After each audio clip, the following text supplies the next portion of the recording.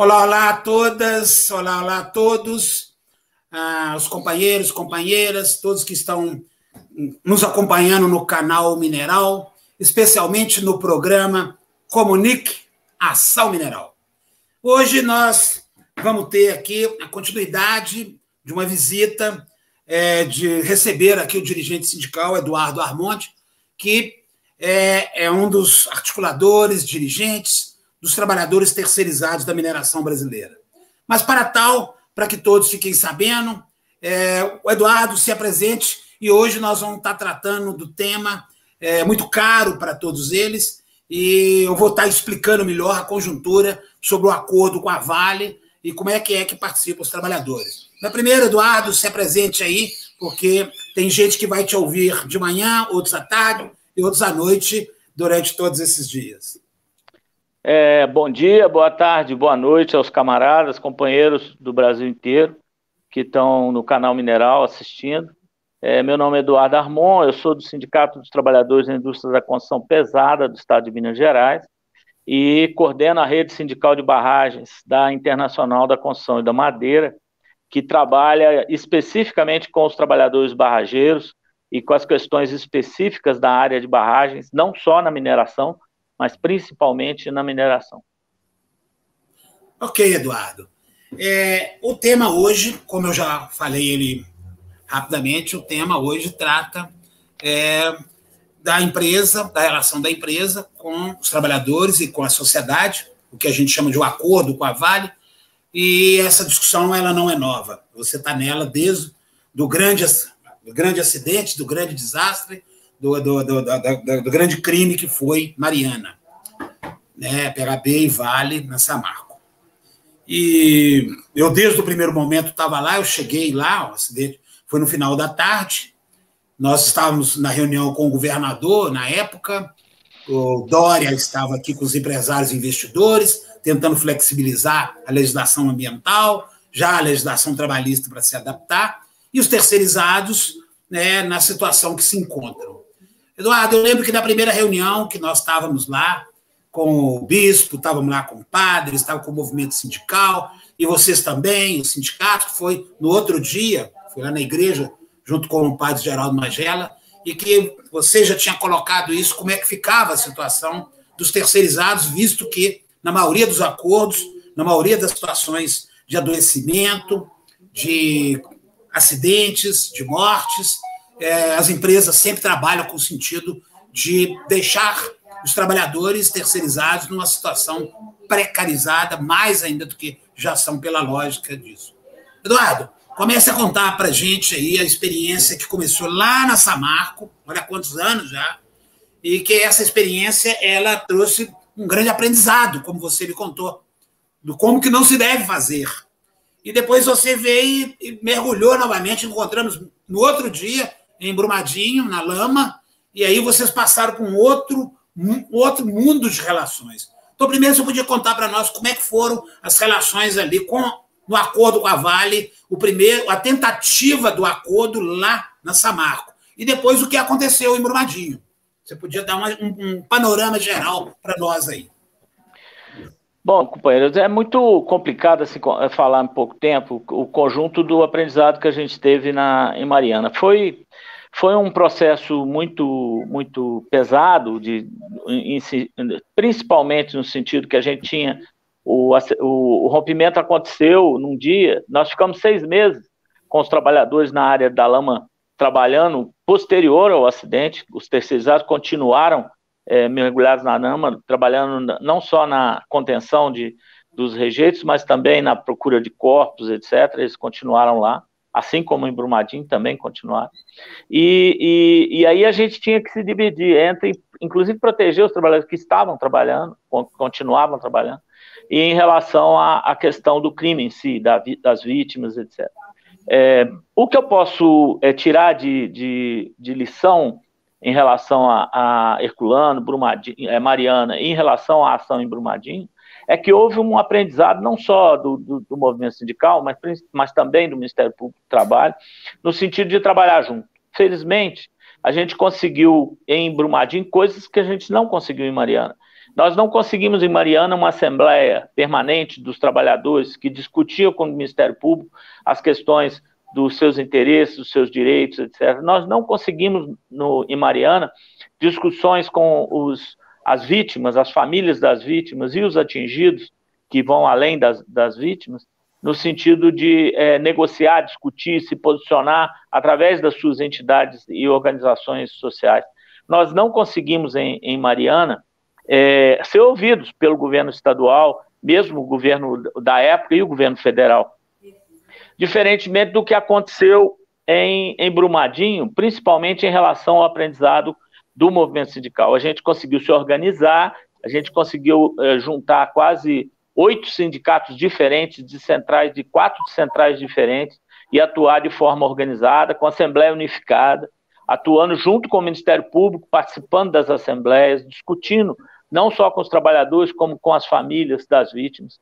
Nós apoiamos a organização da Associação das Vítimas, criamos todas as condições deles criarem a sua própria Associação dos Familiares das Vítimas.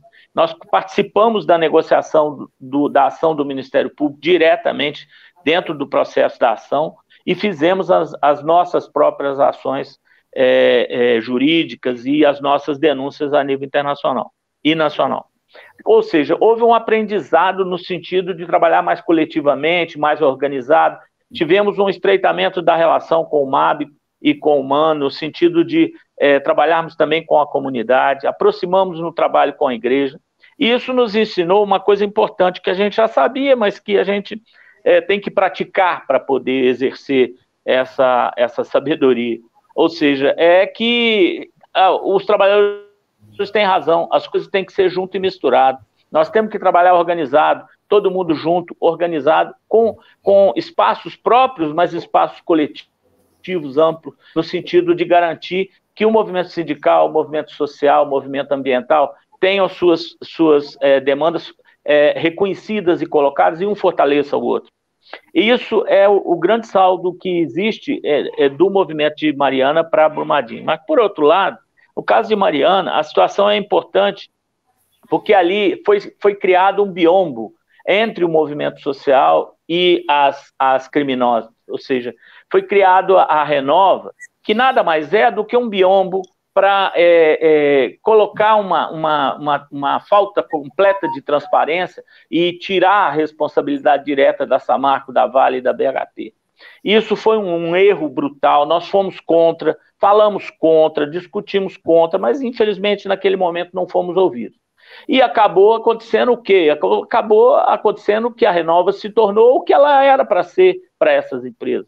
Na prática, uma maquiadora de uma situação trágica que existe até hoje nessa região, e uma espécie de biombo para evitar que as questões centrais cheguem nas criminosas principais, que são a Samarco, a Vale e a BHP. Isso criou constrangimentos, inclusive que vários companheiros, também do movimento social e ambiental, passaram a se relacionar com a Renova. Nós, do movimento sindical, principalmente nos nossos casos, em todos os processos que entrava a Renova, a gente não aceitava que ela entrasse.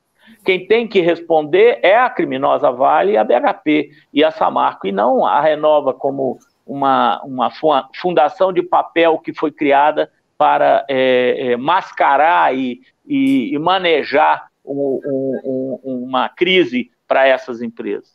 Então, Eduardo, no caso de Brumadinho, essa questão nós conseguimos evitar isso, a gente já tinha denunciando. E aí, no caso de Brumadinho, por incrível que pareça, o acordo saiu mais rápido, o acordo saiu infinitamente maior. Nós conseguimos questões, no caso dos terceirizados, que são impensáveis em Mariana. Nós conseguimos, por exemplo, o reconhecimento de estabilidade de 2 anos para todos os terceiros em Brumadinho. Coisa que em Mariana nós lutamos, batalhamos, discutimos, e os terceirizados, 6 meses depois, todos estavam na rua. Então, assim, objetivamente, tem questões que foram, além dos valores de indenização que foram maiores, além do próprio reconhecimento da negociação que foi feita diretamente com a criminosa. Então, na prática, esse avanço e aprendizado que houve de Mariana para Brumadinho nos coloca numa situação importante do ponto de vista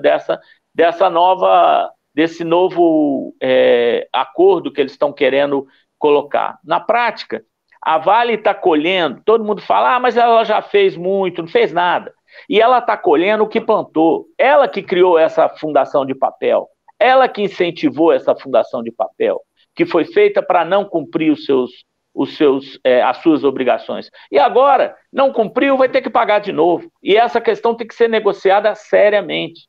E o movimento social e sindical tem que entrar nisso diretamente, no sentido de fazer a defesa dos interesses dos trabalhadores e dos atingidos de uma forma efetiva. Por isso nós apoiamos o Observatório do Rio Doce, por isso nós apoiamos o movimento ambiental, por isso nós apoiamos o movimento comunitário, que vai até o Espírito Santo, porque objetivamente, a quem criou e incentivou e patrocinou a fundação de papel para mascarar a questão da indenização foi a Vale, e ela vai ter que pagar de novo, objetivamente. Quem paga mal, paga 2 vezes. Certo. Eduardo, você tinha me falado esse fim de semana sobre a sua preocupação do novo acordo, após a experiência do acordão dos 37 bi, que teve toda uma polêmica, tem agora o que eles estão chamando de acordãozão, que é o relativo à questão do Rio Doce, que começou uma discussão de 155 bilhões e agora está na casa de 100 bilhões. E está no CNJ e acabaram de tomar uma decisão, por intervenção de um juiz, contrapontos que nós vamos ter mais 120 dias para poder tentar. E uma das grandes reclamações que você denunciou, falou e fez, e eu participei, que era a questão que não tem recursos para prevenção. Não tem isso. E o que você espera agora, nos próximos dias, das reuniões com as assessorias técnicas, parlamentares, comissões da sociedade? O que você espera em relação a isso? O que tanto se clamou por um observatório de barragens de mineração para garantir exatamente isso. O que é que falta? Que são as informações. Você podia Lorival, minutinhos aí para nós encerrarmos os nossos 15 minutos. Só completando as questões dos 15 minutos, é importante a gente não colocar essa questão, ela é fundamental, é importante. E os trabalhadores atingidos, trabalhando no movimento social e ambiental, têm que perceber isso.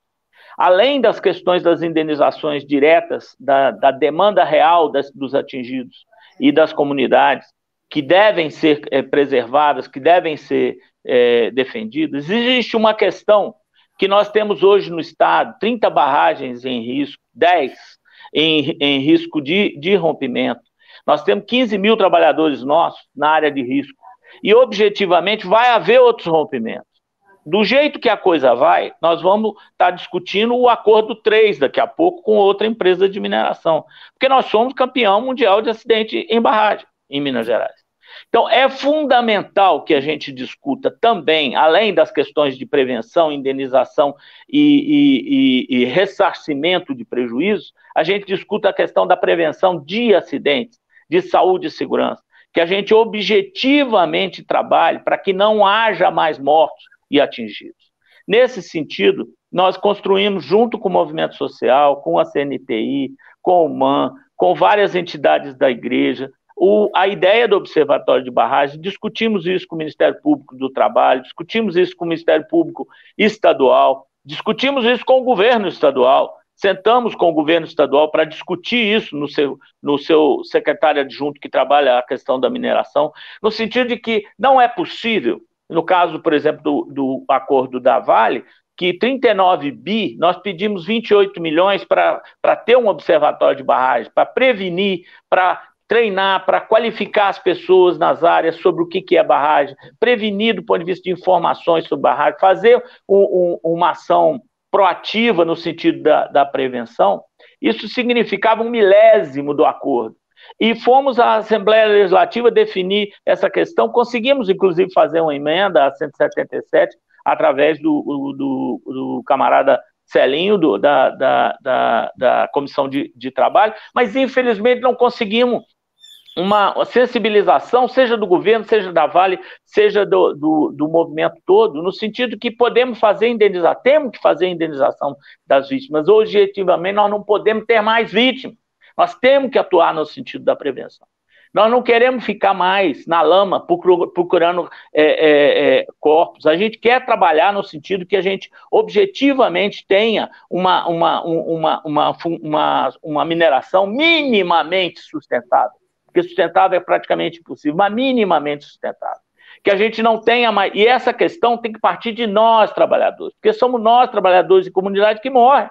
Então, nós temos que trabalhar essa questão da prevenção. Nesse sentido, o que nós esperamos desse acordo, além da participação efetiva do movimento social, dos atingidos e dos sindicatos na negociação, que sejam ouvidos, que a gente espera efetivamente é que tenha 1/1000 do valor, mínimo que seja, para a prevenção em acidentes em barragens no estado de Minas Gerais. Nós não queremos mais pais, mães, irmãs chorando pelas vítimas no estado de Minas Gerais. E nós vamos ter novos acidentes. Eu já disse isso para a Vale e falo isso para todas as mineradoras. Do jeito que vai, a próxima chuva rompe de novo, e aí nós vamos estar de novo discutindo a mesma coisa. Então, nós temos que trabalhar essa questão da prevenção, não só no sentido de informações, mas na educação, na formação, na qualificação dos trabalhadores da comunidade para identificar os riscos, para saber agir quando há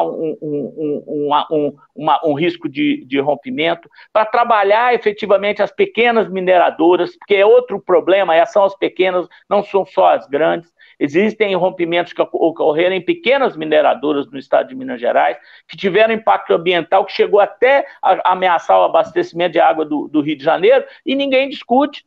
Então, nós temos que ter nesse valor, minimamente, um valor específico que trabalhe a questão da prevenção, segurança de acidentes em barragens. Essa questão ela é fundamental. E, para isso, tem que reconhecer o ambiente em que a gente vive. É um ambiente inseguro, insalubre e perigoso. E nós temos que trabalhar com essa perspectiva. Essa é a posição da Rede Sindical de Barragens, da ICM, e do Citicop Minas Gerais.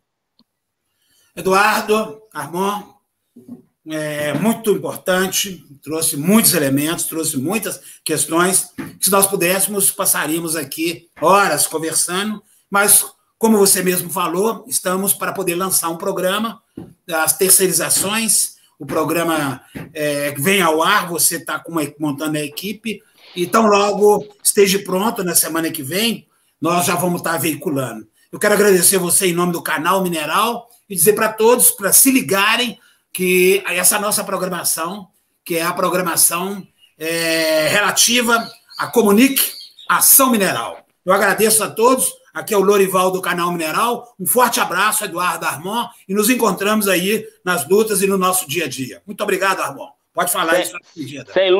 Sem luta não há vitória, Lorival. Tem que lutar, meu amigo. É isso aí. Muito obrigado, um grande abraço para todos, bom dia, boa tarde, boa noite. Grande abraço.